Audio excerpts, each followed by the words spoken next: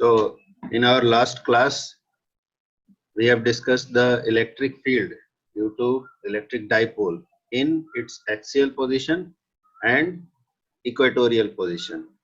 तो ये हमने डिस्कस किया था पिछले क्लास में कि एक्सियल और इक्वेटोरियल पोजीशन में डाइपोल का इलेक्ट्रिक फील्ड क्या होता है। और आज हम पढ़ेंगे behaviour of dipole in an external uniform electric field. External uniform electric field में डाइपोल का बिहेवियर कैसा होगा। तो इसमें यूनिफॉर्म इलेक्ट्रिक फील्ड क्या होता है ये पता होना चाहिए। पहले तो जो इस टॉपिक को पढ़ने के लिए रिक्वायरमेंट्स हैं वो हैं यूनिफॉर्म इलेक्ट्रिक फील्ड के बारे में पता हो और दूसरा डाइपोल के बारे में पता होना चाहिए, जो कि दोनों ही चीजें हम लोग पहले से पढ़ चुके हैं।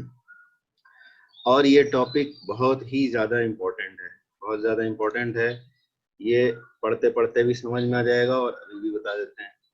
ये इसलिए इम्पोर्टेंट है, जैसे फ्यूचर में तुम लोग पढ़ोगे मॉलिक्यूल्स के प्रॉपर्टीज। जब इलेक्ट्रिक फील्ड में कुछ मॉलिक्यूल्स को रखा जाता है, कुछ सब्सटेंसेस को रखा जाता है, तो उनके मॉलिक्यूल्स पर एक्सटर्नल फील्ड का क्या इफेक्ट होता है। तो इसलिए ये वाला टॉपिक फिजिक्स ही नहीं केमिस्ट्री में भी उतना ही इम्पोर्टेंट है, डाइपोल का बिहेवियर यूनिफॉर्म इलेक्ट्रिक फील्ड में। और जो एक बड़ा क्वेश्चन था कि डाइपोल के डाइपोल मोमेंट का डायरेक्शन हमेशा ही नेगेटिव टू पॉजिटिव ही क्यों लिया जाता है, उस बात का आंसर भी यहाँ पर मिलेगा। ठीक है, तो शुरू करते हैं। तो सपोज एक यूनिफॉर्म इलेक्ट्रिक फील्ड हम बनाते हैं। यूनिफॉर्म इलेक्ट्रिक फील्ड कैसे बनाया जाता है? पैरेलल इक्विडिस्टेंट लाइंस की हेल्प से यूनिफॉर्म इलेक्ट्रिक फील्ड को रिप्रेजेंट किया जाता है, क्योंकि लाइंस के बीच का जो गैप है वो रिप्रेजेंट करता है intensity of electric field. Relative closeness of electric field lines represents the intensity of electric field. मतलब लाइंस के बीच में जो गैप है, अगर गैप कम है तो वहाँ स्ट्रॉन्ग इलेक्ट्रिक फील्ड होगा, और गैप ज्यादा है तो वीक इलेक्ट्रिक फील्ड होगा। और एक जैसा गैप है, सभी लाइंस के बीच में एक जैसा गैप है, यानी इलेक्ट्रिक फील्ड का मैग्नीट्यूड सेम है और डायरेक्शन भी सबका एक सा दिखाई दे रहा है, यानी ये एक यूनिफॉर्म एक्सटर्नल इलेक्ट्रिक फील्ड है। एक्सटर्नल इलेक्ट्रिक फील्ड क्यों कहा जा रहा है? एक्सटर्नल का मतलब है कि डाइपोल में भी 2 पॉइंट चार्जेस होते हैं, लेकिन डाइपोल के अपने चार्जेस की वजह से जो इलेक्ट्रिक फील्ड होगा वो यहाँ कंसिडर नहीं हो रहा है। यहाँ कंसिडर हो रहा है पहले से ही कोई इलेक्ट्रिक फील्ड है और उसमें हम अपने डाइपोल को रख रहे हैं। ठीक है, तो उस डाइपोल पर इस इलेक्ट्रिक फील्ड का क्या इफेक्ट होगा। तो सपोज हमने एक डाइपोल को इस इलेक्ट्रिक फील्ड में रखा। ये डाइपोल का डाइपोल मोमेंट वेक्टर हमने बना लिया, और ये हो गया हमारा पॉजिटिव चार्ज वाला पार्टिकल। ये डाइपोल का पॉजिटिव वाला एंड हो गया, ये पॉजिटिव एंड। और इसी तरह से हमने बना लिया ये नेगेटिव वाला एंड डाइपोल का। दोनों पोल्स बन गए, पॉजिटिव नेगेटिव। और ये जो ग्रीन वाला वेक्टर है ये डाइपोल मोमेंट वेक्टर हो गया, पी वेक्टर। ये हो गया हमारा पी वेक्टर, जो कि -q से +q की तरफ डायरेक्टेड है।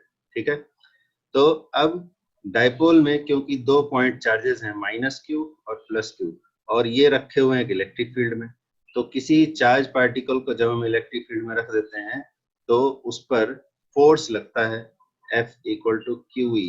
इतना फोर्स लगता है अगर Q चार्ज वाला पार्टिकल E इलेक्ट्रिक फील्ड में रखा है। अगर पॉजिटिव चार्ज है, जैसे पहले भी बताया गया कि जब हम वेक्टर फॉर्म में इन वैल्यूज को लिखते हैं फोर्स और इलेक्ट्रिक फील्ड को, तो विद चार्ज का साइन लिखते हैं। तो पॉजिटिव चार्ज है तो इलेक्ट्रिक फील्ड का जो डायरेक्शन होगा वही इस फोर्स का भी डायरेक्शन होगा, यानी पॉजिटिव चार्ज पर उसी डायरेक्शन में फोर्स लगता है जिस डायरेक्शन में इलेक्ट्रिक फील्ड है। बट अगर नेगेटिव चार्ज है और वेक्टर फॉर्म में लिख रहे हैं तो विद साइन लिखेंगे। तो यहाँ देखो ई वेक्टर के साथ माइनस भी आ गया। ई वेक्टर के साथ माइनस आने का मतलब है कि माइनस के ऊपर जो फोर्स लगेगा वो इलेक्ट्रिक फील्ड के अपोजिट डायरेक्शन में लगेगा।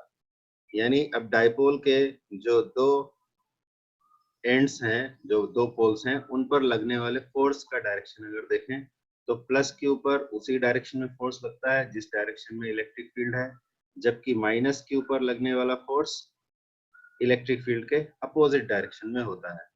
यानी कि ये हो गया force on positive end of the dipole, इस डायरेक्शन में QE, और ये माइनस क्यू वाले पर फोर्स हो गया माइनस QE।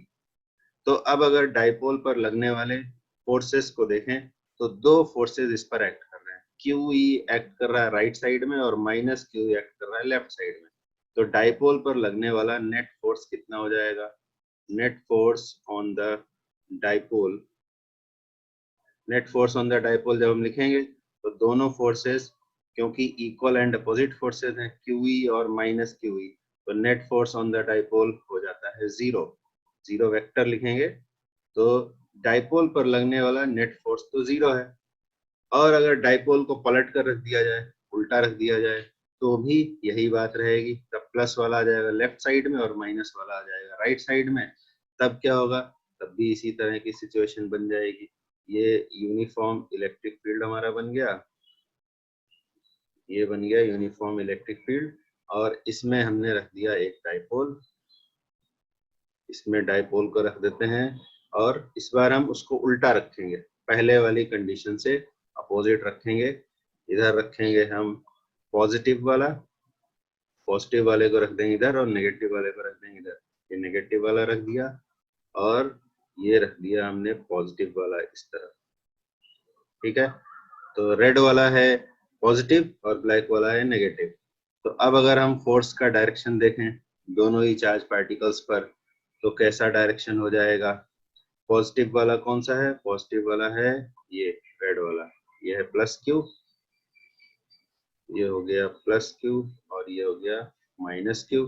अब दोनों पर लगने वाले फोर्स को अगर देखें तो प्लस क्यू पर इलेक्ट्रिक फील्ड के डायरेक्शन में फोर्स, ये इलेक्ट्रिक फील्ड के डायरेक्शन में इस पर फोर्स, और नेगेटिव वाले पर इलेक्ट्रिक फील्ड के अपोजिट डायरेक्शन में फोर्स। ठीक है, तो ये हो गया माइनस QE फोर्स, और ये हो गया प्लस QE फोर्स। तो अभी भी अगर देखा जाए तो दोनों ही पार्टिकल्स पर लगने वाला फोर्स इक्वल एंड अपोजिट है, तो फिर से यानी डाइपोल पर लगने वाला नेट फोर्स हो जाएगा जीरो। तो यहाँ तक हमने ये देखा कि डाइपोल को अगर यूनिफॉर्म इलेक्ट्रिक फील्ड में रखा जाए तो दोनों ही केसेस में, चाहे P वेक्टर इलेक्ट्रिक फील्ड के अलोंग हो, इस केस में क्या है, P is parallel to E, यानी P vector is along electric field vector, और यहाँ पर क्या है, P इज एंटी पैरेलल। इस कंडीशन को बोलेंगे P इज एंटी पैरेलल, यानी इलेक्ट्रिक फील्ड के अपोजिट डायरेक्शन में P वेक्टर है। देखो ग्रीन वाला वेक्टर इधर बनाया था माइनस क्यू से प्लस क्यू, तो चाहे P वेक्टर इलेक्ट्रिक फील्ड के ही डायरेक्शन में हो और चाहे P वेक्टर इलेक्ट्रिक फील्ड के अपोजिट डायरेक्शन में हो, दोनों ही केसेस में नेट फोर्स हो जाता है जीरो। तो क्या इसका ये मतलब है कि डाइपोल पर एक्सटर्नल इलेक्ट्रिक फील्ड का कोई भी इफेक्ट नहीं होगा? क्योंकि फोर्स तो हो रहा है जीरो। अगर फोर्स जीरो हो रहा है तो क्या कोई इफेक्ट नहीं होगा? तो इसका आंसर है कि ये जो कंडीशंस हैं P पैरेलल टू E और P anti parallel to E, इस कंडीशन में कोई इफेक्ट नहीं होगा। लेकिन अगर डाइपोल का P वेक्टर यानी कि डाइपोल मोमेंट वेक्टर अगर कुछ एंगल पर रखा हो इलेक्ट्रिक फील्ड से, तब जरूर कुछ ना कुछ इफेक्ट होगा। तो कैसे होगा? देखो इलेक्ट्रिक फील्ड हमने बना लिया यूनिफॉर्म इलेक्ट्रिक फील्ड, ये हमारा यूनिफॉर्म इलेक्ट्रिक फील्ड हो गया, और इसमें हम अपना डाइपोल रख देंगे।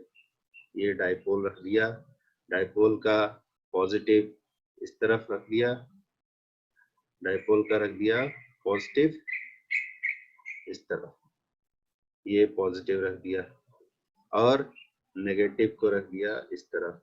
तो नेगेटिव से पॉजिटिव के डायरेक्शन में डाइपोल मोमेंट वेक्टर आ जाएगा। ठीक है, ये डाइपोल मोमेंट वेक्टर हो गया ग्रीन वाला P वेक्टर, और ये हमारा यूनिफॉर्म एक्सटर्नल इलेक्ट्रिक फील्ड। तो अब अगर हम डायरेक्शन देखें, मान लो कि ये डाइपोल का सेंटर है यहाँ पर, ये O पॉइंट पर, तो डाइपोल का जो P वेक्टर है, इसको डाइपोल की एक्सिस भी बोल सकते हैं। P वेक्टर जिस लाइन के अलॉन्ग होता है उसको डाइपोल का एक्सिस भी कहा जा सकता है। ये प्लस क्यू इधर और माइनस क्यू है। तो डाइपोल का एक्सिस और इलेक्ट्रिक फील्ड के बीच में एंगल है सपोज थीटा। थीटा एंगल पर डाइपोल इलेक्ट्रिक फील्ड के साथ रखा गया है। अब अगर डायरेक्शन देखें तो प्लस क्यू वाले पर डायरेक्शन ऑफ फोर्स किस तरफ होगा, ये अभी जो डिस्कशन किया था कि पॉजिटिव चार्ज पर इलेक्ट्रिक फील्ड के डायरेक्शन में ही फोर्स लगता है और नेगेटिव चार्ज पर इलेक्ट्रिक फील्ड के अपोजिट डायरेक्शन में फोर्स लगता है, यानी कि क्यूई फोर्स इस तरफ और क्यूई फोर्स इस तरफ। तो फिर से देखें, दोनों ही पॉइंट चार्जेस पर इक्वल एंड अपोजिट फोर्स लग रहा है। ये पॉजिटिव वाले पर जो फोर्स का डायरेक्शन है वो इलेक्ट्रिक फील्ड के ही डायरेक्शन में यानी राइट साइड में, और माइनस क्यू वाले पर जो फोर्स का डायरेक्शन है वो इलेक्ट्रिक फील्ड के अपोजिट डायरेक्शन में यानी कि लेफ्ट साइड में लग रहा है। अभी भी अगर नेट फोर्स देखा जाए तो वो जीरो ही आएगा, ठीक है। लेकिन अब एक चीज अलग हो जाएगी, एक चीज अलग हो जाएगी, वो ये कि अगर किसी रॉड को इस तरह से पकड़ा जाए जैसे हमारा डायपोल रखा हुआ है, तो क्या सिचुएशन क्रिएट होती है। जो पॉजिटिव वाला एंड यहाँ दिखाई दे रहा है वो जा रहा है राइट साइड में और नेगेटिव वाला जाने की कोशिश करता है लेफ्ट साइड में। तो अगर किसी रॉड को इसी तरह से पकड़ा जाए जैसे ये डाइपोल को पकड़ा गया है और उसके दोनों एंड्स पर फोर्स लगाया गया है, तो उस कंडीशन में क्या होगा, तो उस कंडीशन में क्या होगा ये इमेजिन करके देख सकते हैं कि इस कंडीशन में, जरा वीडियो को देखें, मेरा वीडियो दिखाई दे रहा है सबको, जरा इसमें देखें। मान लो ये एक रॉड को हमने पकड़ा है ऐसे, ठीक है। इस रॉड का एक एंड हम लेफ्ट साइड में ले जाएं और एक एंड राइट साइड में ले जाएं, इस तरह से देखो, एक एंड को लेफ्ट में और एक एंड को राइट में, तो क्या होगा, ये रॉड ऐसे रोटेट हो जाएगा, ठीक है।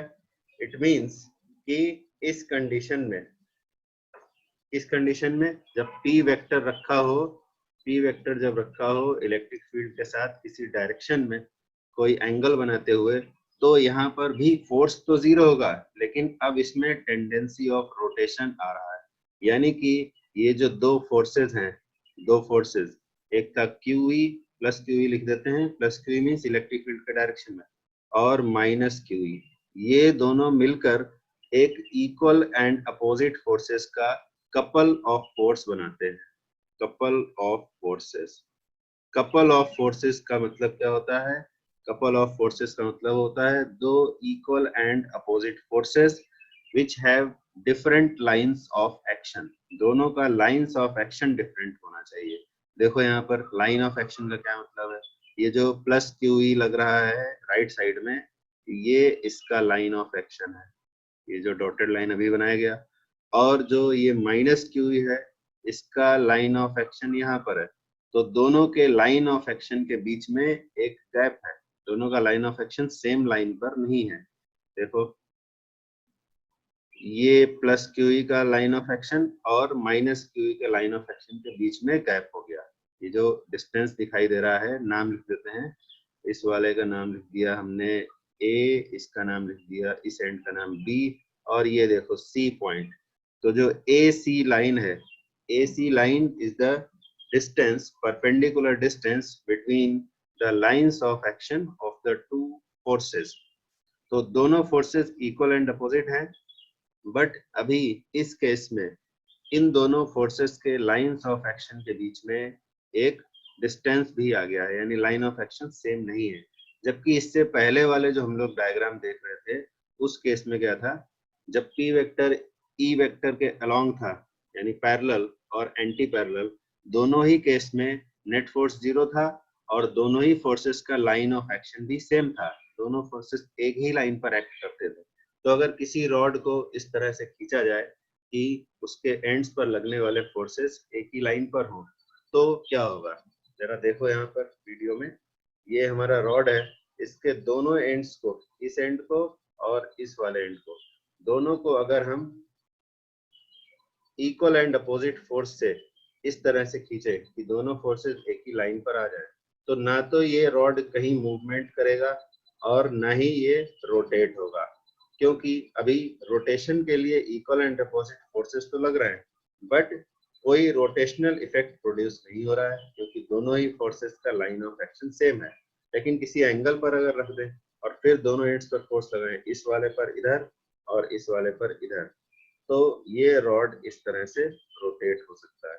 ठीक है, तो ये डिफरेंस है दोनों कंडीशंस में, जब पी वेक्टर पैरेलल और anti parallel to electric field रहेगा और जब पी वेक्टर इलेक्ट्रिक फील्ड के साथ किसी एंगल पर बनाएगा। तो हमें यहाँ तक पता चल गया कि इस डाइपोल पर इस कंडीशन में एक कपल ऑफ फोर्सेस एक्ट करता है।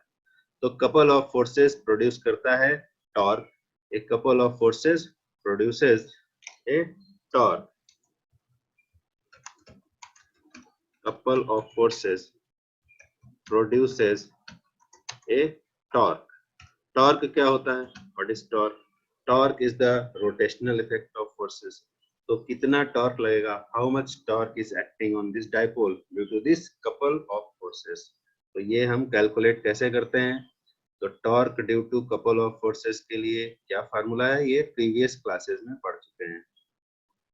तो torque due to couple of forces,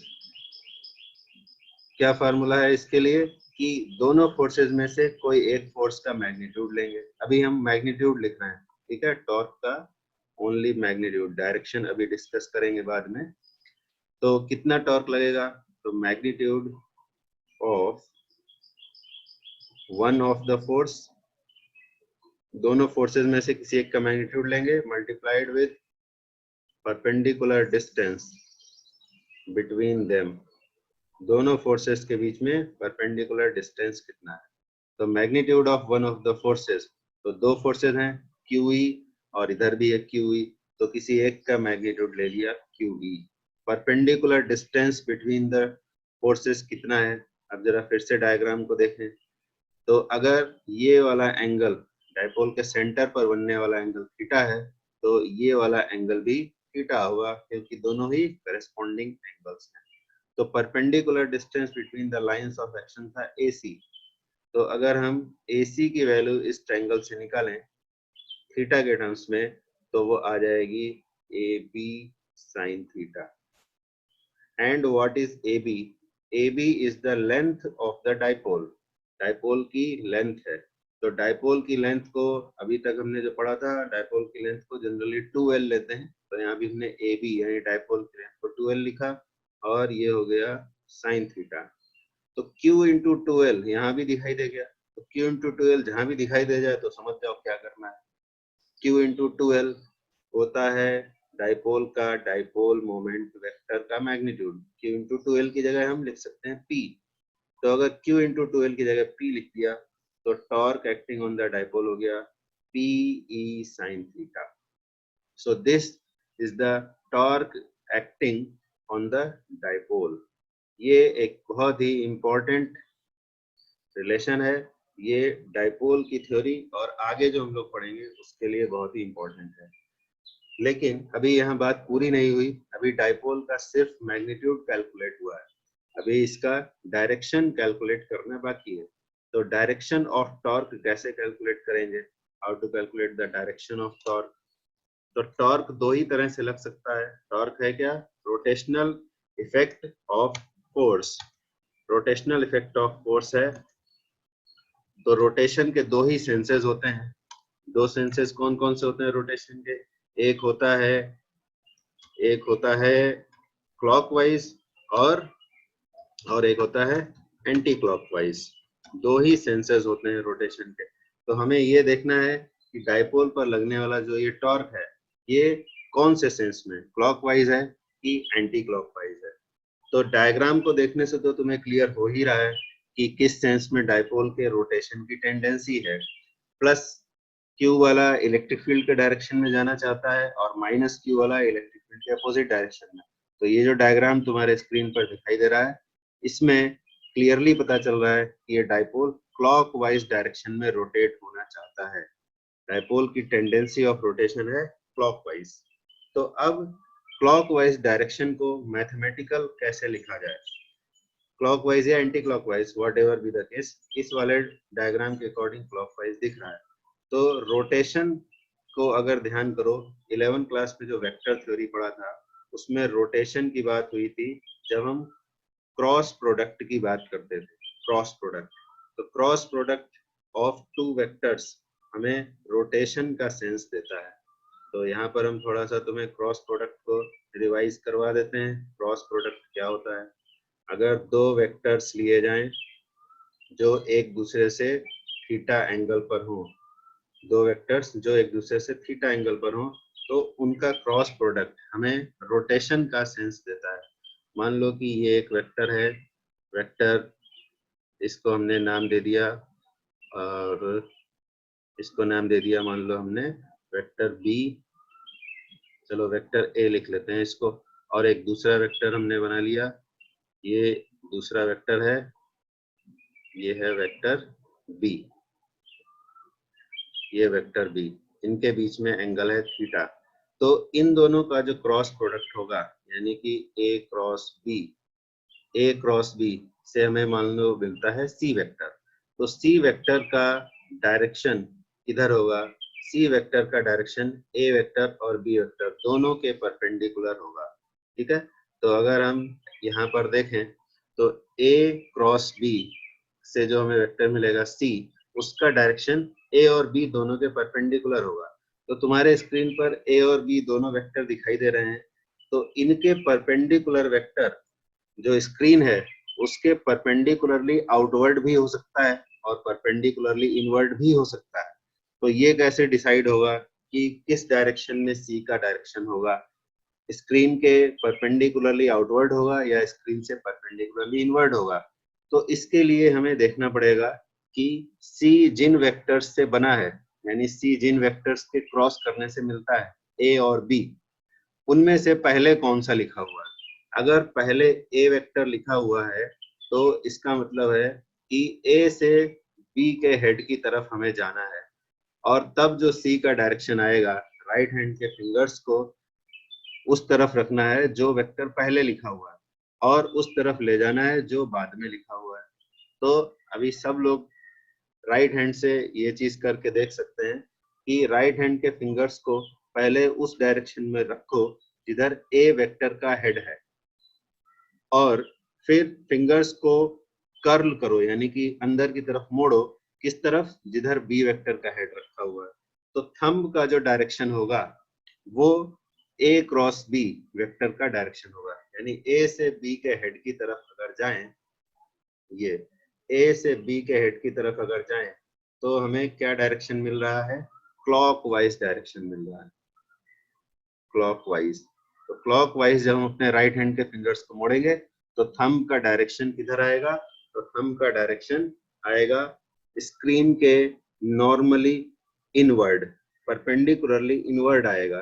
thumb का डायरेक्शन स्क्रीन के नॉर्मली इनवर्ड आएगा। और इसी तरह से अगर मान लो लिखा होता बी क्रॉस ए, अगर बी क्रॉस ए लिखा होता तो हम क्या करते? बी के हेड से ए के हेड की तरफ जाते, बी के हेड से जाते हम ए के हेड की तरफ।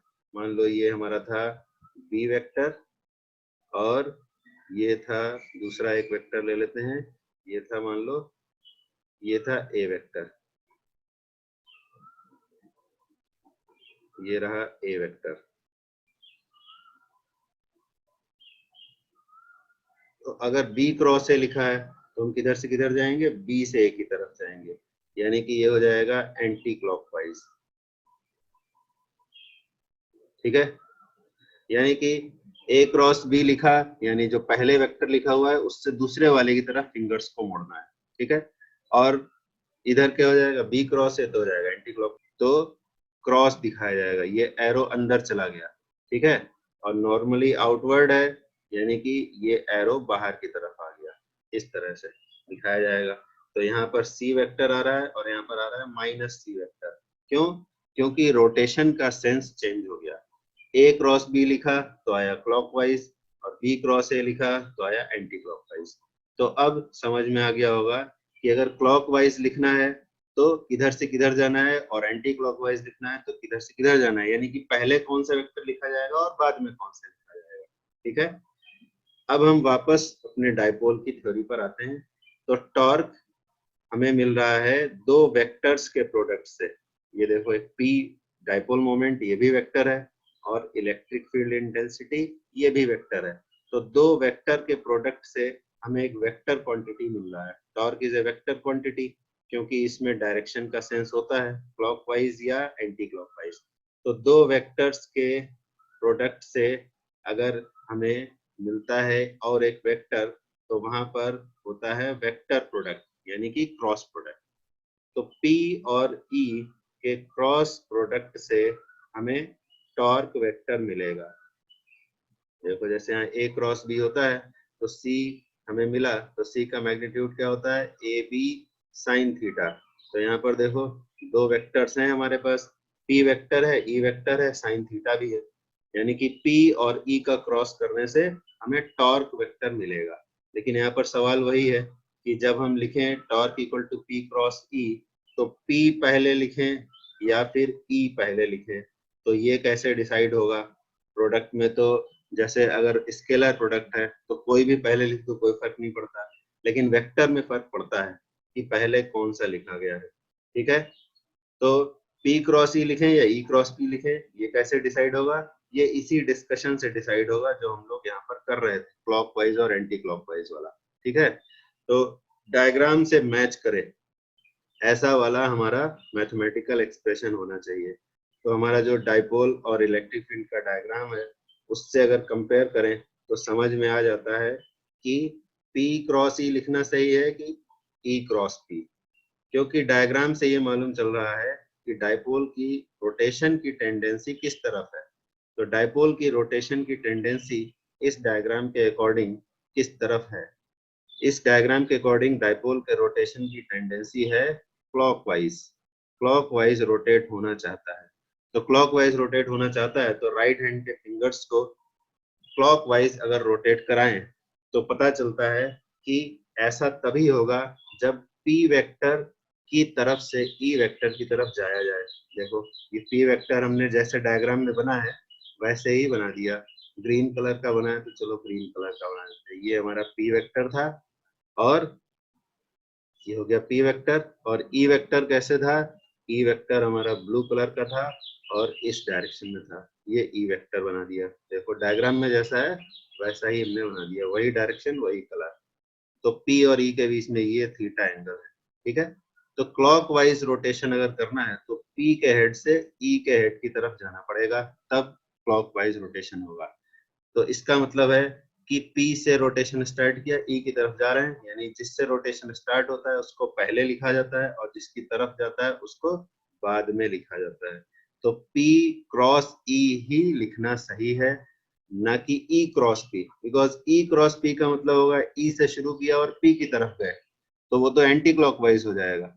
लेकिन जैसे फोर्सेस लग रहे हैं और उनसे जैसा टॉर्क आ रहा है, तो हमारे डायग्राम में पता चल रहा है कि डाइपोल का रोटेशन क्लॉकवाइज होगा ना कि एंटी क्लॉकवाइज। और क्लॉकवाइज तभी होगा जब P पहले लिखा जाएगा और E बाद में, यानी कि डाइपोल पर लगने वाला जो टॉर्क है उसको वेक्टर फॉर्म में लिखना है तो इस तरह से लिखा जाएगा, यानी torque vector equal to P vector cross E vector.